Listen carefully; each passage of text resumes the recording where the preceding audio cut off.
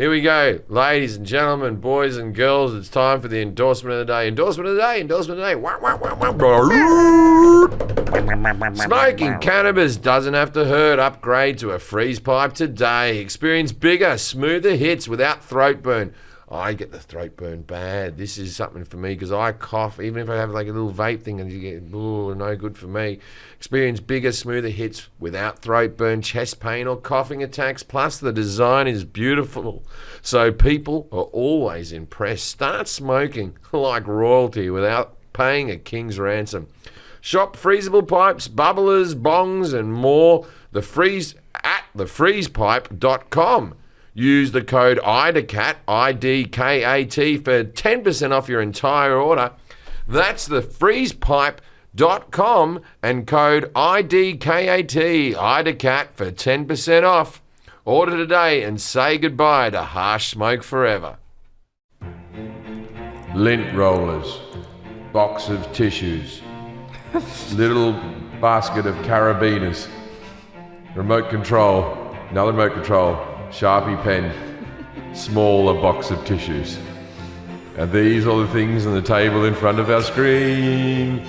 Fucking hell, it looks like... It is weird. I never noticed that. If that was in an escape room, you'd go... This means something. You'd go, all right, something happens here. You'd have to roll back the bit of the lint roller and have a code underneath it, and the carabiners would have to do something, and then the Sharpie pen, and then the box of tissues. Yeah, you'd have to figure out which remote control to use. All right, and there's like a necklace with a wasp on it. Yeah, or a moth. that means nothing. Yeah. Jim, what's the name of the show? Oh, I don't know about that. Hello. All right, everyone. If this is the first time you've been listening, I doubt it very much. You would have started with episode 1, got bored, gone backwards. we're just playing to the fans now. How you going, people? How's your week been? You been good? Me and Forrest are in Italy. Forrest got detained in Saudi Arabia, so he didn't make it. No, I don't think we're there yet. I think we're on our way. I just think you will be detained. There's some country, Jim will put a word in. There's some country, if you travel to too many cities in too many days, that you will tell someone to fuck off and you're going to get detained. Me? Yeah, it's all over. I think we're in Greece right now. Oh. We haven't gotten to Dubai yet. Yeah. Why were the Greeks synonymous with anal sex? What happened there? I think it's Catholicism, right? They save the pussy and so they give up the ass. What's happened? Were they Catholic? There's a lot of Catholic. They're Greek, Roman Catholics. Ancient Greeks and ancient Romans were having a bunch of orgies, a bunch of men, so... Yeah. Oh, yes. No, it's just because if you order pizza there, it comes with shit on it. That's not true. Why would you ruin what's otherwise a fun day? If you North America, Canada, America, that's the United States to you and me. Well, yeah, but not Mexico. The United, and we're not going to Mexico. You said North America. Yeah, I'm doing those two bits. Never been to Mexico. I've been to Mexico. Like to do shows. We went to Mexico together. We didn't do a show. Jim did a show in Mexico. Yeah, I've done a show. The JFL Cancun. Oh, yeah, my bad. Yeah, Okay. I've done a show. I take it back. You've never done one. Oh, I have. I'm a world traveler. I've done a show in Cabo. Oh, true that. Yeah. Damn. Your face. Guys, easy, settle. Get along. Before you met me, you'd never been to Australia. Now you've been to Australia like 7 times or something. Yeah, but I'm talking about Mexico. I know, but you're an Australian guy now. Oh, yeah. No, I'll move there in a second. Yeah. Discuss this. The Australian women, he's just ducking over to Australia. Loves Australia. Where were you and you just ducked down to Australia? Just now. Oh, we're in Asia. Yeah, in the Asia tour. Yeah. Yeah, I'll just go to Australia. I was going to stay longer, but then I don't remember why I didn't. Like, everything fell through. Oh, yeah. I just ended up coming home. But I was there for like 3 days. And still good. I got on the ferry, went over, Manly, checked it out.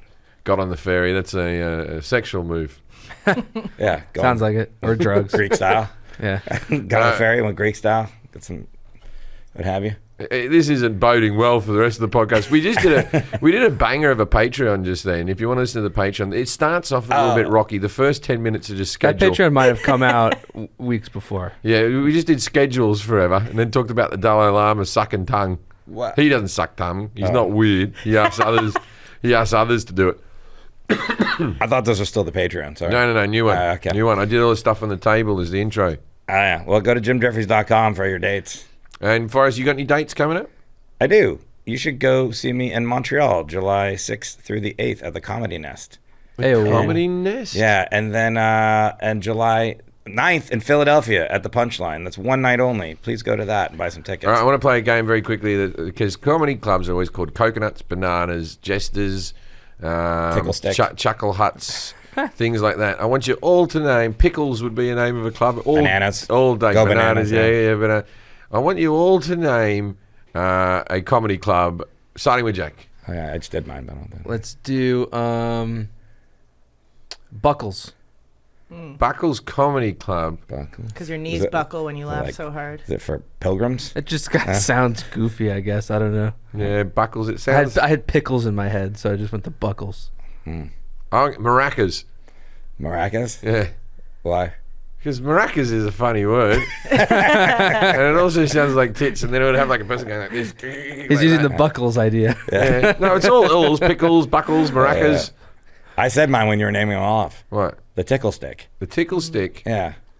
See, he laughed. When I go to the tickle stick. Where are you going? You can say the stick. You can say, I'm going to go see the stick tonight when Jim Jefferies is there. How about Comedy Hut? Comedy I think Hut? that probably exists. I don't know about comedy. Are there some huts, comedy things? There's some huts. I know There's There's a Comedy Cabana. I know that in South Carolina. There used to be the Encino Laugh Stop. Yeah, that's where you're stopping at the laughs. Yeah. But the tickle stick is like, it's a little thing they tickle you with. Plus, you could sell the sticks. Yeah. Here's Guffaws. Welcome to Guffaws. Yeah. Wiggles. Wiggles is Wiggles, good. yeah. Calamities Comedy Club. Calamities. Or Shenanigans Showroom Shenanigans. or something like Ooh. You know the problem with I think Shenanigans Showroom is it's too hard to spell, unlike maracas. Anyways, follow us on IDCat podcast on Instagram and Patreon. How about just toes? Toes? Yeah, you go toes. I'm playing toes this weekend in It's weird. Santa Cruz. Fingers and toes. that. What about the Head and Shoulders? Fingers and toes is a thing that you say when you're saying to someone in Australia, you're like wishing them luck. Like I'm crossing my fingers and toes. You just go fingers and toes. Oh, you do the abbreviated. Okay. Yeah, fingers and toes. What about Breckies? No, that's a breakfast place. So IDCat podcast on Instagram, and then our Patreon is... All right, Breakfast Comedy Club. Patreon.com/IDCat. Comedy in the morning. Ah, yeah. And now... Sloppy Joe's. Oh, yeah. That's a great place in Key West. Merman Podcast. Listen to that. Merman. Please welcome our guest, Dr. Yanya Lalich. Hello, Doctor. Now it's time to play... Yes, no. Yes, no. Yes, no. Great singing. Judging a book by its cover. Hello, Doctor. Okay, so I have to look at your room. Okay, so you're a doctor. Are you a doctor of medicine? No. I'm a PhD, a sociologist. Oh, okay, sociologist. So the topic you're going to talk about is something to do with social issues. Yes. Is it? It's an event. Oh, it's an event. So it's historical. Yes. It's an historical event. That you've probably seen a documentary on. Mm-hmm. Oh, did you invent Firefest? Did I invent what? No, fire. Oh, this is the documentary I watched. Okay, documentary. So event. I don't want to be dark. Is it the Holocaust? Are we talking about the Holocaust? No, but people died. People died. Is it group of people died. 9/11? No. No. It's getting worse and worse here. Cult. Waco. Nope. Oh, I know a bit about Waco. I've seen documentaries on Waco. Getting warmer. A lot of people died. Oh, it's the bloke who down in Ghana or down in Africa. We'll see. That's going to be one of the questions. Yeah, So Jonestown. hang on. Sorry. Don't. His name's not. Just said it. It's not. That's one of the Jones. Jimmy Jones. Well, it's the Jonestown's Massacre. That's what we're going to be talking about. Is it Jimmy Jones? Well, we'll see. I'm going to Jones. ask you a question. Love the sandwiches. Hate the massacre. Dr. Yanya Lalich is a researcher, author, and educator specializing in cults and extremist groups with a particular focus on charismatic relationships, political and other social movements, ideology and social control, and issues of gender and sexuality. She has been a consultant to educational, mental health, business, media, and legal professionals, as well as having worked with current members, former members, and family members of controversial groups. You can find more information out at yanyalalich.com. That's JANJALALICH.com. ich.com, and you can see she's written a whole bunch of books on. And I see you in, I swear, every cult documentary I watch. She's I know. she's the cult expert. Every time I see her, I email her. I'm like, I saw you again. She's an expert. She's not very susceptible. No, she didn't go from cult to cult. No, I did. Oh, really? Yeah. So tell us a little bit about how this became your area of interest. Well, I was in a cult in the 70s and 80s. It was a left-wing cult. You know, we were going to have the revolution and create a better society with social equality, et cetera, et cetera. I was 30 when I joined, so I wasn't a kid. I wasn't naive. I thought I was doing something good. It ended up being about 10 and a half years of absolute misery. And we worked 20-hour days every day, year after year. Finally, when I got out, I was almost 41, and I luckily found a very good therapist and got my head together and started working in this field. I see it as kind of turning a bad thing into a good thing. Oh, yeah. Yeah, absolutely. All right, so we are going to ask Jim a series of questions about the Jonestown Massacre. He's going to answer them, and then when he's done answering those, I'm going to ask you how he did on accuracy on a scale of 0 to 10. So you'll answer that, Dr. Lalich. And Kelly's going to grade him on confidence. I'm going to grade him on et cetera. We'll put all those scores together, and if you score 21 through 30, Joni Mitchellville. Yeah. Right, Joni Mitchell was in a cult, was she? No, because I couldn't think of another. Joan. You'll get it. I 11 feel through like 20. people who are in cults like Joni Mitchell, though. Jonas Brothersburg is 11 through 20. Oh my God. Yeah, and then 0 through 10, Joan of Arcakirky. All right, so you like that? Creative. What was the Jonestown Massacre, just briefly? Jonestown Massacre, with Jim Jones had a cult. The People's Church, I want to say. That's the next question, wasn't it? It was the People's Church, and and who was the leader? This isn't Jim Jones. Okay.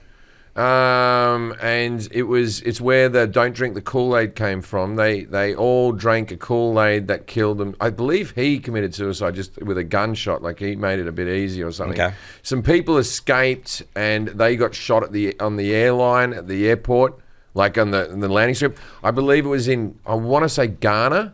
Ghana? But I might be wrong. What governmental position did Jim Jones hold?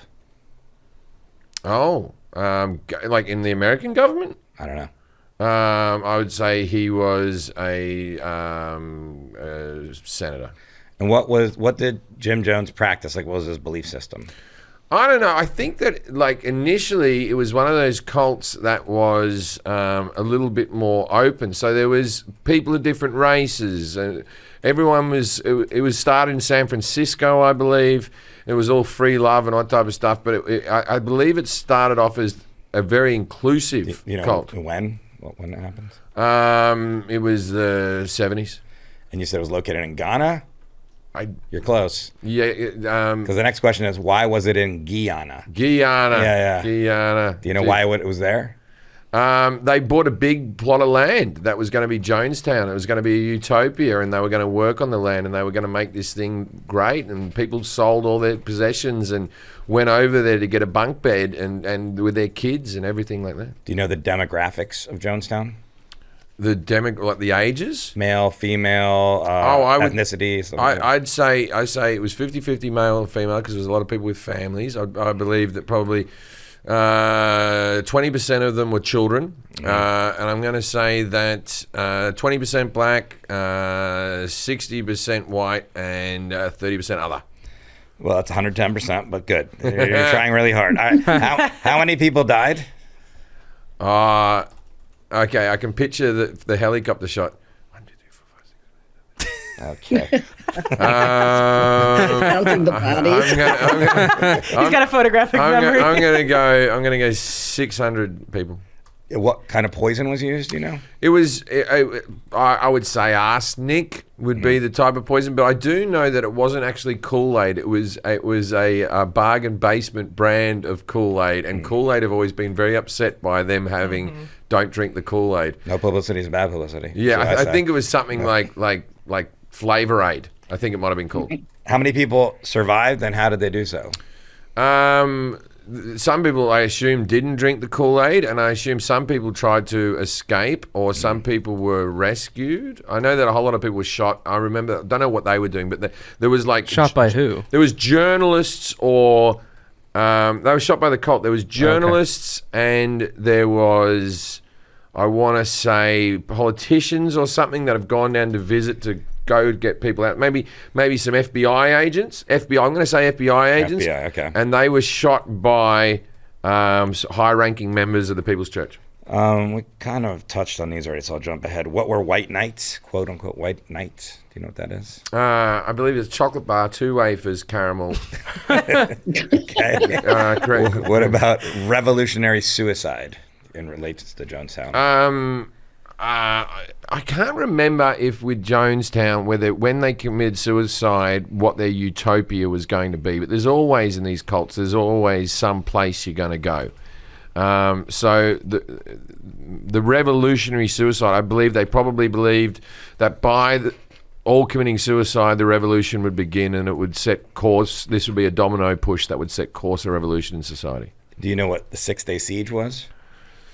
It's okay if you don't. I believe that would be the 6 days working up to the suicide attempt when the FBI people came in and checked. Because I know the FBI guys and all that were handed bits of paper because everyone was just like, we're so happy, we're so good, and all that type of stuff. Oh, it's wonderful here. And then a few people were like, let me the fuck out of here. A couple more questions. What is the quote-unquote death tape?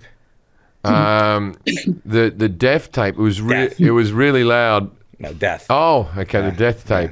The death tape would have been the videotape of everyone dying, I'll assume. Do you know who Christine Miller is in relation to this? It's not one of me favourite of all the cults. You know, if you get me on Waco, I do all right, I reckon. But, but you don't know Christine Miller or Leo Ryan? Is that something? Oh, they're high-ranking members of the People's Church. Last question. How did Jim Jones's son survive? By his dead father.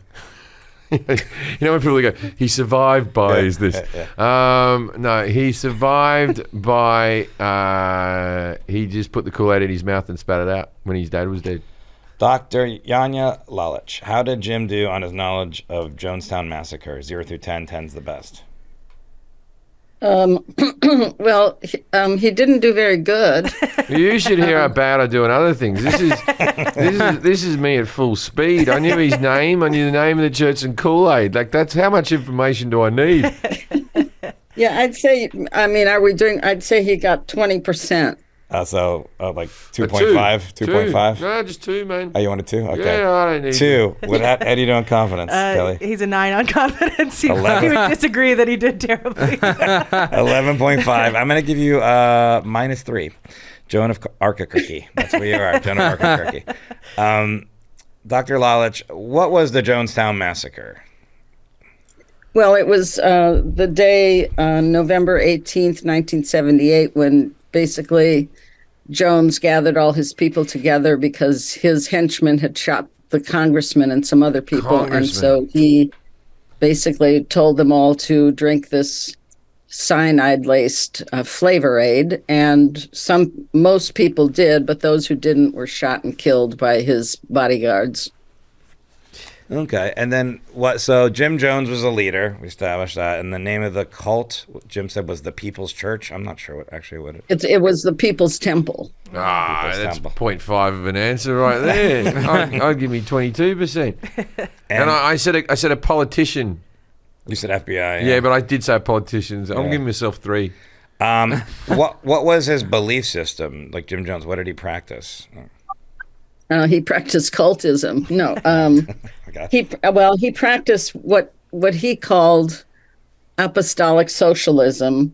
Basically, he started out as kind of part of the Christian revival movement, but he believed in socialism, and his ultimate goal was to become a communist community and eventually to get to the Soviet Union.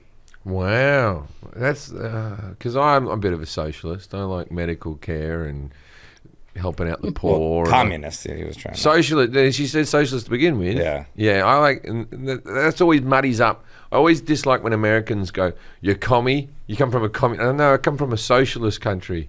is a different thing, but he's putting a bad word on the socialism. He's going off to bloody Russia. Jim Jones. Yeah, he ruined socialism and Kool-Aid. Yeah. Fucking guy. And did he hold a governmental position, Jim Jones? Yeah, when he was in San Francisco, he was very in with a lot of the politicians and the mayor Moscone at the time. And so he was appointed chairman of the housing authority. Wow. Did that help him what do you call it? Recruit members, people? yeah. For the when it made him more legitimate. So he thought, well, he must be okay if the governor likes him, and all these politicians would come to all his events and stuff. Yeah, I guess what I mean was that like his plan? I guess that's why he ran for office, or not ran for office. Was he charming? I always think this about cult leaders. You can say what you want about them, but I couldn't get that many people to do it. They must be fairly charming because he wasn't good looking or anything like that. Like Koresh was arguably a sexy fella. Yeah? Well, I suppose you could say that. But, they indoctrinate people. They change them so that they totally believe he's the answer. If you don't mind me asking about your personal experience with the cult, if you don't have to answer if you don't want to, what was the name of the cult you were in, and who was the leader of your one? It was called, we had a bunch of names, but it was called the Democratic Workers' Party, and we had a lot of front groups. Right. And the leader was a woman named Marlene Dixon. Oh, yeah, never hear a lot of female cult leaders. I don't know. Are there many? There are more today. Breaking the glass ceiling there? There's more today, you're saying? Finally, equality. Right. How long were they in San Francisco before they made the move? That I don't know exactly. Several years at least. I would assume.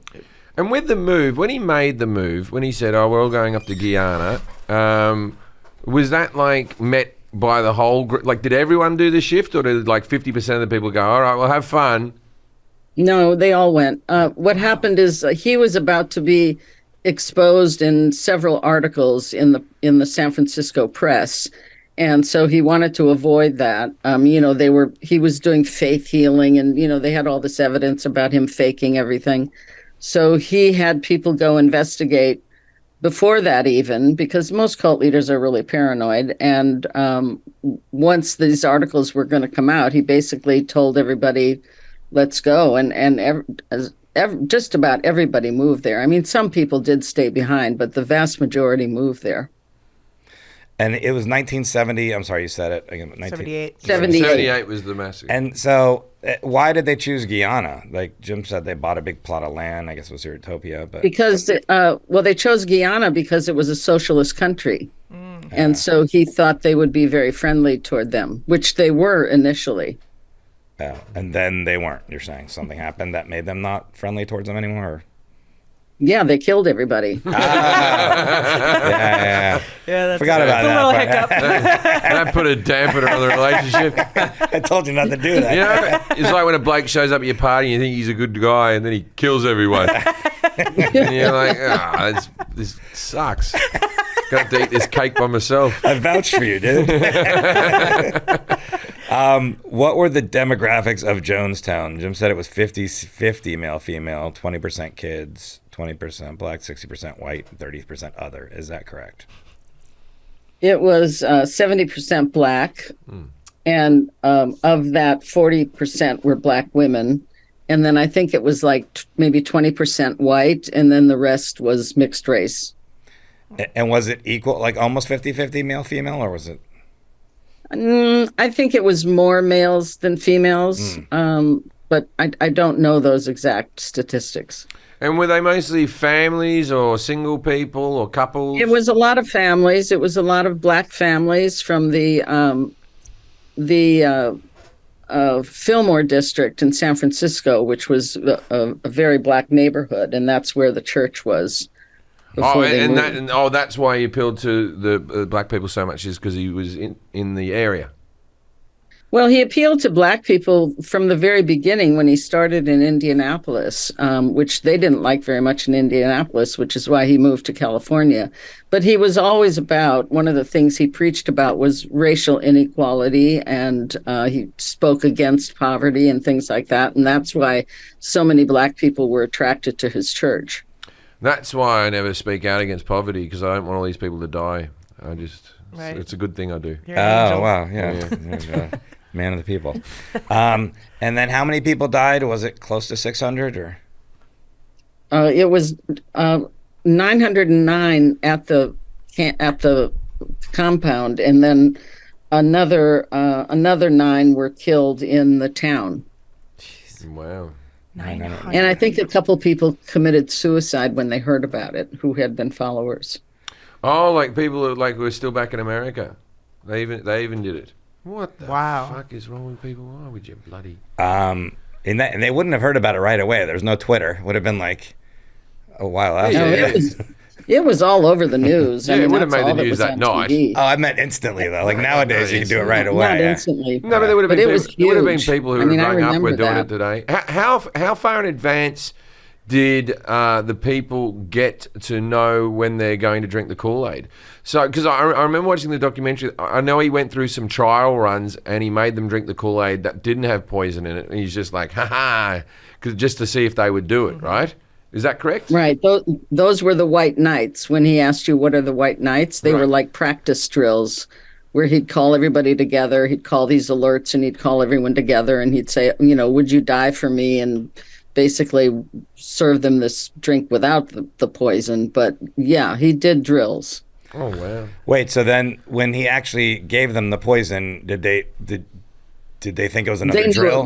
They knew it was real. I mean, it was a child who was the first one to be injected and died instantly. And so, I mean, they knew it was real. They knew because people had been killed. And so he got them to believe everything was all over and they were going to be raided and blah, blah, blah. And so it was time to go. And what was the benefit of them dying? Did they think they were going somewhere, or was it just to stick a middle finger up at society? Just what was called revolutionary suicide, which was a phrase actually from the Black Panther movement. But basically it meant, dying for your beliefs and dying for equality and against capitalism and all of that.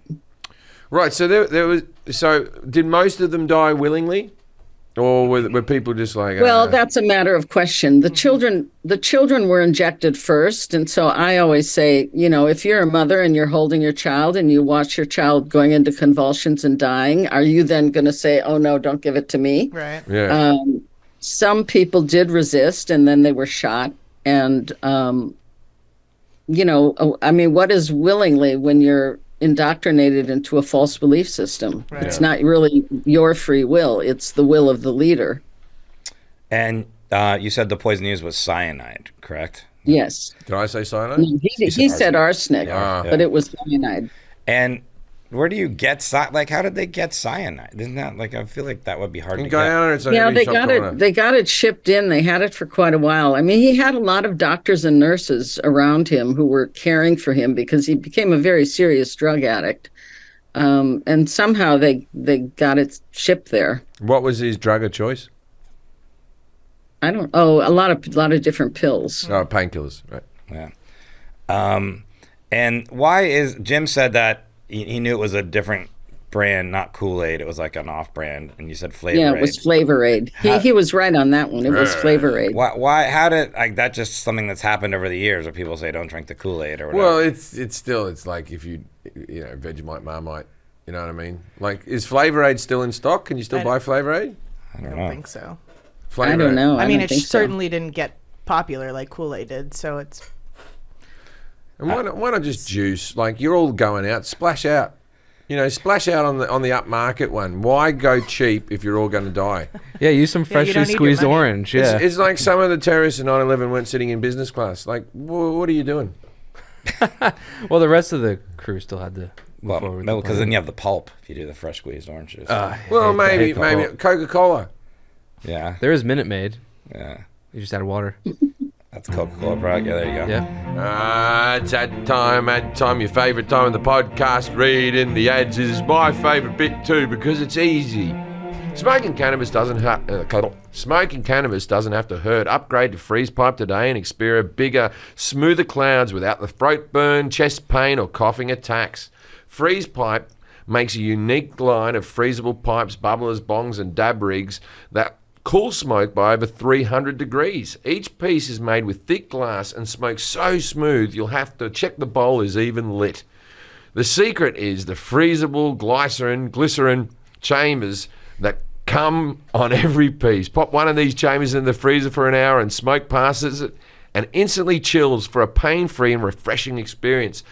Think larger clouds, zero chest burn or throat burn. Finally, no more coughing attacks, no more having to chug water, I want to say, after every rip. Just an elegant smoking experience that will change the way you light up forever. Kelly, you're a pothead. I am a pothead. How do you use the freeze pipe? Yeah, freeze pipe is awesome. Like, it really is the smoothest hits, and the pieces that you have to put in the freezer are not huge by any means, so it's not like it takes up a bunch of room, so it's really easy to just keep them in the freezer all the time. Highly suggest. Even Jeffrey Dahmer would have the space. Start smoking like royalty without paying a king's ransom. Shop pipes, bubblers, bongs, and even more at thefreezepipe.com and use the code IDKAT, IDKAT, for 10% off your entire order. That's free at The Freeze Pipe. No, that's thefreezepipe.com and code IDKAT, IDKAT, for 10% off. Order today and say goodbye to harsh smoke forever. And then some people survived. I asked how they survived. Jim's just Sprite. Some people didn't drink it. They escaped or rescued. How did the people survive? Well, I don't think anyone was rescued. People fled. Some people fled into the jungle, like a couple of the attorneys who were there, like Mark Lane. Actually, I think he wrote one of the first books about Jonestown. One person didn't hear the announcement because he had trouble hearing, and so he missed the whole thing. Oh my gosh. I read that one person hid under her bed, and then when it was over, she ran out and said, "Oh my God." And then several people were assigned beforehand to take all their assets, their money, to the Soviet Union. I don't know if they ever really got there, but so they weren't there. And then a number of people and some of the boys were in the capital in Georgetown for a basketball tournament. Now, I'm always fascinated by this. Did Jim Jones believe his own bullshit, or did he actually think this was a good thing for them all to die, or was he just it was a power trip, or he was just? Yeah, I mean, my sense is from studying these people for the last 30 years, I think. I mean, a few of them are perhaps psychotic from the beginning, and they had some vision and they really believe it, but I'd say 99% are just con artists and they make up a story and it works. But then I think of the longer they exist and they're able to go on without any kinds of checks and balances, I think at that point they do become a little delusional and they actually believe their story, especially someone like Jones, who was so drug-addled that by the end he probably did think, he was the Messiah or whatever. Yeah, didn't he used to get people to get beaten up in front of the rest of the clergy and all that type of stuff, like the Congress? Congress, what's the word? Congregation, right? Because there was some audio tapes of him going hit her like this, in front of people. Was that right? Because it started off I believe that the church started off all peace and love, and we should all love each other, and we should all give to each other and all that type of stuff. And then it got a bit violent before that. Well, I know that they beat the children, and they actually used to, if the children were bad, they would hang them upside down in a well for a couple of days or something. I mean, they did do that. And I don't know that, there was a lot of sexual abuse, I suppose there was other physical abuse. They also, people who were starting to object or were troublesome, they actually put them in a special building, and it was like a mental hospital, and they drugged them and just kind of locked them in this building to just keep them out of the way. Now, when you're, for lack of a better term, deprogrammed, is that the term you like from a cult? Right, I don't use that term, but okay. I just call it recovering. Recovering from a thing, right? Is there? Do you go to groups? Like, do you meet other people who used to be in cults as well, or is it mostly private therapy, or how does one go about getting out of a cult? Well, it varies.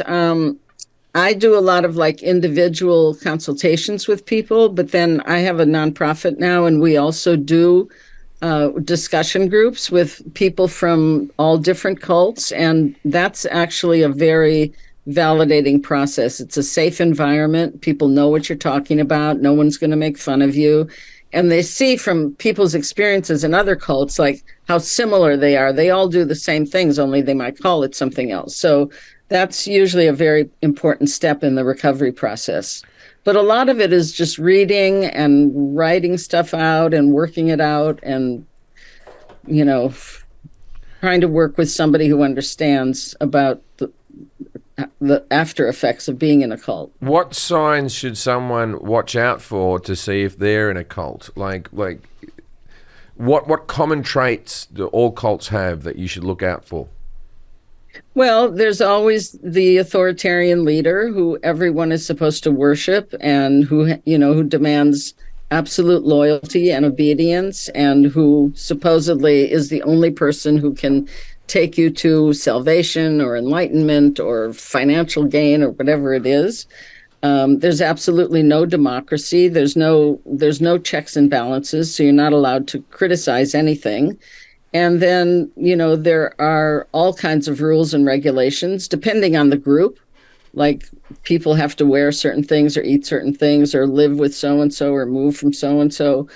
And there's a lot of separation of families, especially anyone who doesn't join. I mean, for example, in my case, once I was in the cult for probably a year, I didn't know anybody anymore who wasn't in the cult. I didn't have time to see anybody who wasn't in the cult.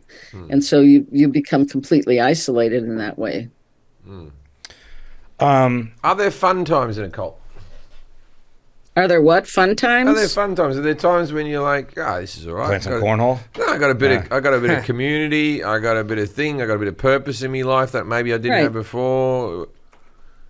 Yeah. No, absolutely. I mean, if it were all bad, at least from the beginning, no one would join or no one would stay. So there are times when you feel like you're accomplishing something, or you do have a sense of purpose and a sense of community. And I mean, we used to have dances and parties and all of that. It was mostly to recruit other people.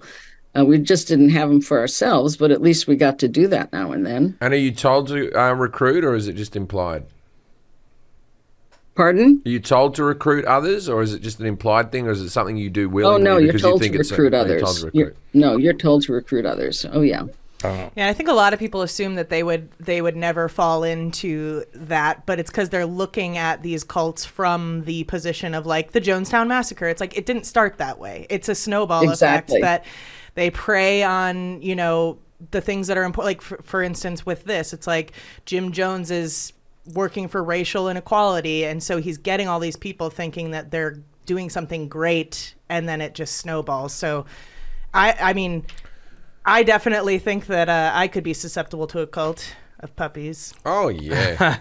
Puppies? Yeah, just like bring a bunch of puppies around. And then they were like, hey, why you're holding that puppy?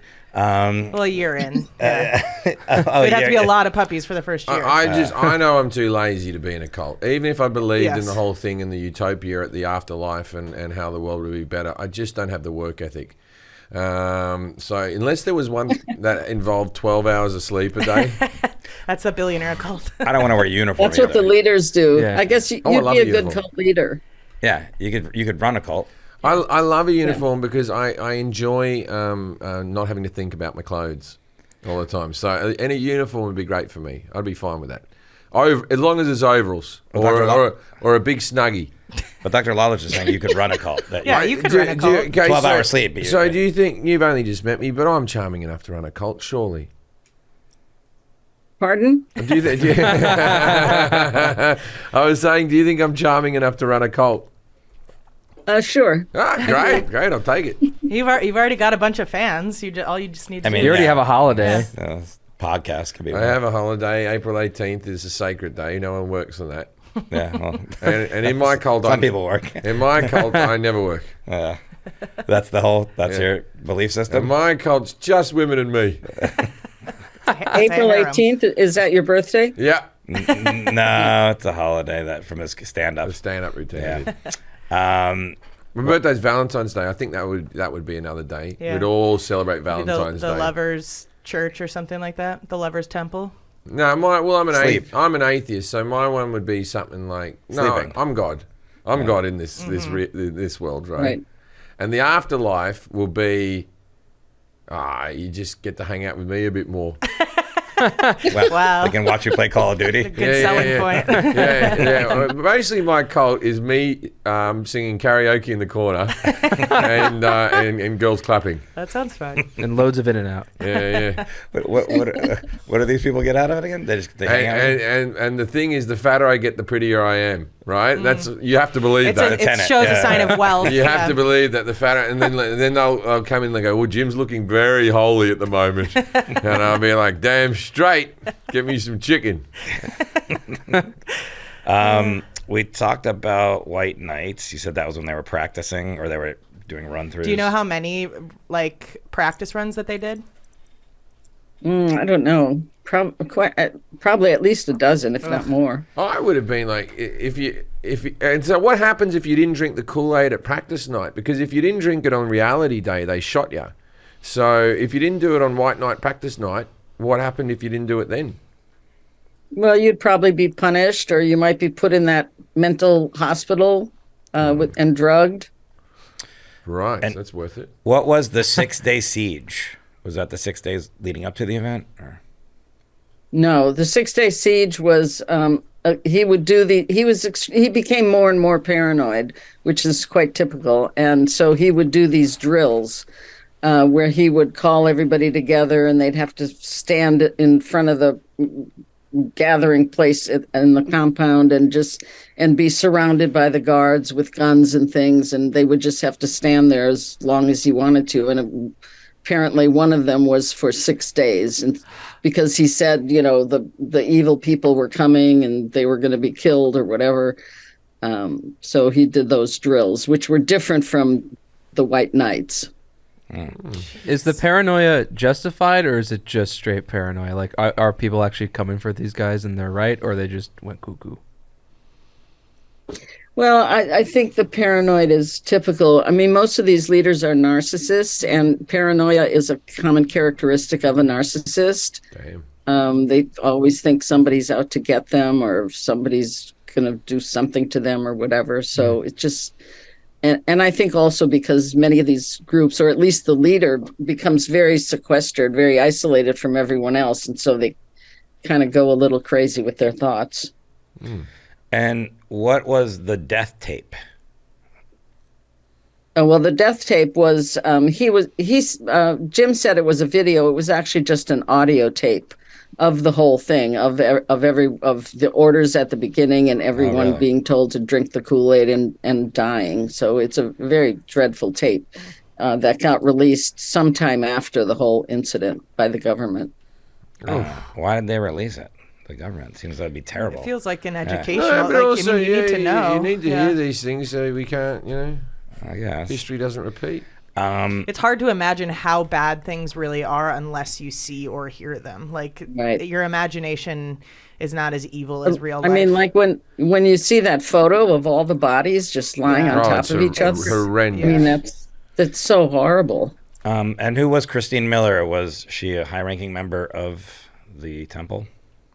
Yeah, Christine Miller basically tried to get them not to do the suicide and kept saying, why don't we just escape to the Soviet Union? Why don't we just get on planes and escape? And she pretty much got shot down. And what was the politician who was out there, what was he trying to achieve? Were they trying to expedite? So that was Leo Ryan. He was the California congressman. And what happened is... oh God, I can't think of her name. Anyway, there was a woman who was allowed to leave. And basically, they took everyone's passports away. But there was one woman who had her passport, and they would give her a lot of the money, and she would take it and put it in banks in Switzerland and stuff. And one of the times she basically went to America, and she met with people from the Congress and tried to tell them what was going on there, like all the abuses and that people couldn't leave and they didn't have their passports and all of that. And so Congressman Ryan, because he was from California and the cult came from California, he took some people from the government as well as a bunch of reporters and journalists and photographers from some of the news stations. And he went there to investigate, to see what was going on. Right. And so he, okay, arguably because these are all American citizens. Was it all American citizens, or was there Australians there, or British people? No, it was pretty much all American citizens, yeah. And so when Leo Ryan went there with all these people, then you were saying that some of them were shot, Jim, or is that what happened to they were shot on the runway. Yeah, so what happened, I mean, Jim was right about that. They put on a big show and made like everybody was so happy. And as they were about to leave, people started passing notes to some of the photographers and journalists. And so they showed them to Congressman Ryan, and he came back and he said, well, wait a minute, we got these notes of some people who want to leave. And so Jones said, okay, leave. If you want to leave, leave. And so people were crying because one part of the family would want to leave and the other one wouldn't and whatever. And they said, we can only take so many people. We have this small plane. So then they all got in these Jeeps and they drove to the little airport. And Jones sent his henchmen after them and said, take care of them.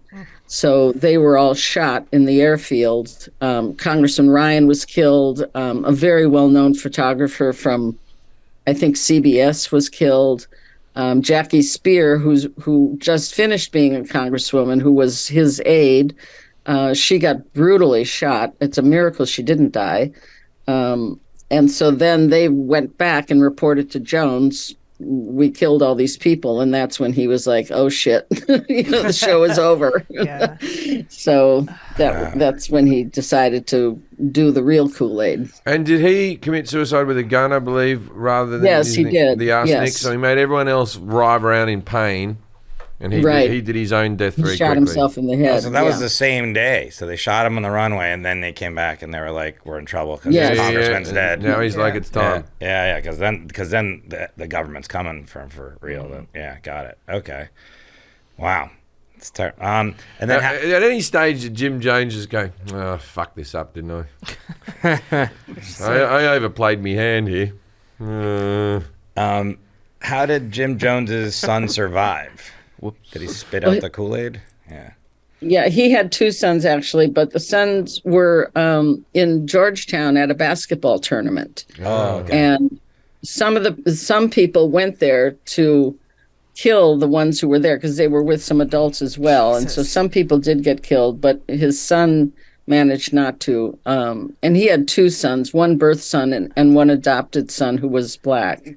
And they're both still alive, and they don't have too much good to say about their father. And do they do documentaries and whatnot, or do they keep on the? One of them did. I know one of them actually. I think it was ABC did a documentary where they took him back to the compound. Oh my gosh. Years and years later, it was just all deserted, but you could still. They found the vat that the Kool-Aid was in, and the old buildings all crumbled were there. It's a good documentary. It was pretty traumatic for him to go back there like that. And that land still hasn't been rebuilt or anything. It's just sitting there, is it? Be hard to sell on Zillow. That one there. Maybe you can put a park or something. I don't know. Like, did they live near civilization? Was there a town nearby? Well, they lived on the edge of the jungle. I'm not sure how far away the town was, Georgetown, which was the capital. Oh, so that's where they got their groceries? Was there a Ralph's there? But I don't think Guyana's not that big of a country. Yeah. Right. I think they grew all their own food, I'm sure. If somebody dies in the house you're trying to sell, you have to disclose that. If they're like, did anyone die here? Yeah. Like, surprised they're allowed to go to a basketball tournament. Yeah, it's like 900 or so. We have cleaned up since then. Well, if your grandfather dies in his sleep, up in the murdered. bed. Murdered. Sorry. I think he definitely just died in his sleep. And then they brought the bodies back. They're in a cemetery. Some of them have never been claimed, but there's kind of a tribute it's called an Evergreen Cemetery in Oakland, where every year on November 18th, there's sort of a memorial service that happens with relatives and people who were around at that time. And did anyone who survived the cult still believe in its preachings after this has all happened years later? Well, there was a lot of tension with some of the people who were back in the States, where some people, became completely disaffected at that point, and some already were. And then there were other true believers. So people were threatened, and there was some conflict that went on for a while. Yeah. Because there's still, if you watch the Waco documentaries, there's still people who are fully into Koresh still. Oh yeah, they think he's coming back. Yeah. What so there must have been money though still after that, right? I guess the government seizes that or something. Yeah, I know the money. These three guys were assigned to take the money to the Soviet Union, and I don't know. I actually don't know what happened with that. Did the Soviet Union know that they were planning on coming? Did they have visas sorted out or anything like that, or was it just no, okay. No, I don't think they ever were really going to go there. I mean, I doubt the Soviet Union would let in, 900 people. Yeah. They had enough trouble feeding the people who were there. And also in the 70s, there wasn't a lot of black people in Russia. Yeah. They would have stood out, I reckon. Yeah. American accents as well. It would have been a thing. You figured you'd do better on Waco than 2? I like Waco because there was a bit of singing. Singing? Yeah, because Koresh always had a band. He always had a band. Foo Fighters? What was that? No, he was... I have this theory that a lot of cult leaders are disappointed rock star wannabes. Charles Manson. Yeah, that David makes a lot of Koresh. sense. And Manson was another one, exactly. Yeah. And there's a guy in Sedona, Gabriel of Sedona, only he's left Sedona. I mean, so many of them wish they had been rock stars. Jared So Leto that's wanna where be is doing the- both. Yeah. Yeah, is Jared Leto a cult? Is that guy? Yeah. What is that thing he does? Right. There's that one too. No, is he a cult leader? What's he doing? I don't know. I just saw a picture of him in a white robe, and everyone else had white robes. So He's got it's a kind of a culty Yeah, thing going he's- on. Yeah. Yeah, he's got a culty thing going. Yeah. They call themselves the Echelon. I met him once. at a party. He didn't seem too culty. Guess he didn't want you in his cult. Didn't get recruited. Yeah, first Scientology didn't want you now. It was like, hey, Yeah. cult leader to cult leader. You have failed to join any cults, Jim. What's wrong with No you? one wants me in a cult, man. Yeah. And It's because I'm lazy. Yep. We're going to put up a house, are we? What did the Scientologists call you? Jokers and demeanors or something? Degraders. I'm a demeanor. I'm a joker and a demeanor. That's why Scientology doesn't want me. They don't have any fun. Scientology has no funny people. No one's humorous in the group. Right. I know you had Ian on your show. Yeah. He was Yeah. awesome. He's a great guy. yeah, where was I at here? Dinner par- I think Oh that's yeah, right. dinner party facts. This is the time of our episode where we ask our expert to give us a fact, something that's obscure, interesting about this topic that our audience can use to impress people if it comes up. Do you have anything, Dr. Lalich? Yeah, I think what most people don't realize is that because most of these leaders are called charismatic leaders, and I think most people think that charisma is a trait that someone is born with, right? It's a personality trait, but in fact, that is not what charisma is. Charisma is a social relationship, meaning that you are the person who decides that someone is charismatic, right? So you are granting them that specialness and you are granting them that power. And so once you decide someone is charismatic, they, in a sense, already have power over you. And that's why also some people may think, Barack Obama is charismatic or John Kennedy or whoever, and other people might go, oh no. It's because it's a very individual thing. That's a really good point. Yeah, I never thought about that actually. Yeah, most personality traits. You go, oh, you met that person? They're lovely. Then you meet them. They're not nice at all. Yeah. Because that's true. Like some people, like you said, Barack Obama or Trump, or like there's those people. you wouldn't find a lot in the Venn diagram there of people that thought they were charismatic Exactly. on both ends, but there are people that think that. I also assume too that people who are attempting to be cult leaders turn the charm on when they're around people that they feel like they could to impress mold. people. Yeah. Right. And it's that's the thing with being in a cult is you're always walking on eggshells because you don't know if it's the nice, wonderful leader who's going to turn up or the monster. Did your cult have an outfit? No. Well, but we just had to dress like working class people. Oh, like a communist-y type of thing. Because what's that one where they all dress in orange and they got the Indian leader who drives Rajneesh. around? That's Rajneesh. Osho. Yeah. Wait, what's that one? There's still millions of followers of Osho, and he was an absolute sex abuser, and he was horrible. Pig of a man. I don't know if I know that one. Do cult leaders not like you think? Because it seems like you're doing all this work. You write a lot of books, but you're doing all this work to help people recovering from cults and calling them out and stuff. Do you find that that's a thing? Or? Do I find what? That cult leaders don't like you as a person. Like, because... probably not. I have been sued I think twice. you're very charming. Charisma.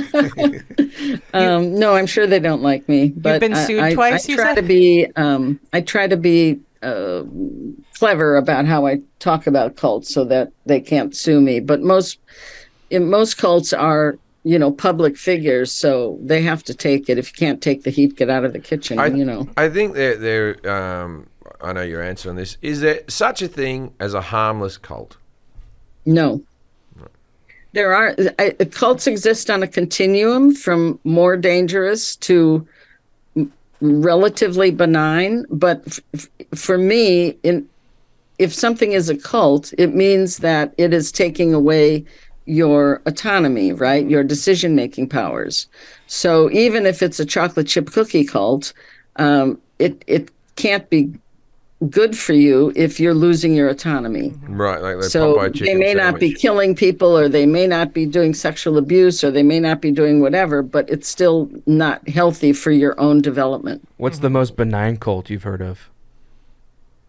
I don't know.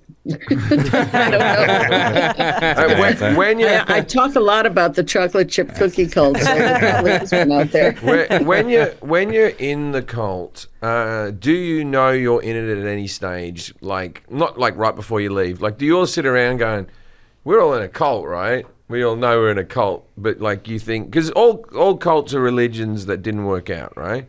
So no, well, cults are not necessarily religious, right? There can be anything, but to me, here's how I understand it, and especially from my own experience.